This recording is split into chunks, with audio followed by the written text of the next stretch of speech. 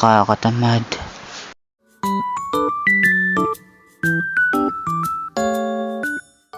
Yo, kung nababasa niyo yung title, oo, pag-uusapan natin yung pagiging tamad. Tamad ka rin ba gaya ko? Kasi ako, ang tamad kong tao.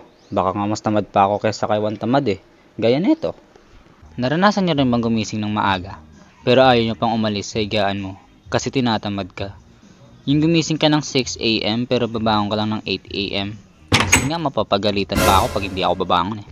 Naranasan niyo bang tamarin kumuha ng mga gamit kahit malapit? Yung ayaw mong tumayo para kunin kasi tinatamad ka. Kung pwede lang sana pahabain yung braso eh o may kapangyarihan kang palutangin. Tinatamad ka rin bang lumabas ng bahay niyo? Yung hindi na katulad ng dati? Yung kahit umulan man or bumagyo, lalabas ka pa rin. Eh ngayon iba na eh. Para na akong babae dito, parang strict yung parent ko. Nakakatamad kaya lumabas. Yun lang, the end. Madami pa sana ako ilalagay kaso puro kadugyutan yan lahat. Kaya sa susunod na lang siguro, tinatamad na rin ako. Kaya ang motto of the day ko is mahirap kalabanin ang katamaran kaya kinampihan ko na lang.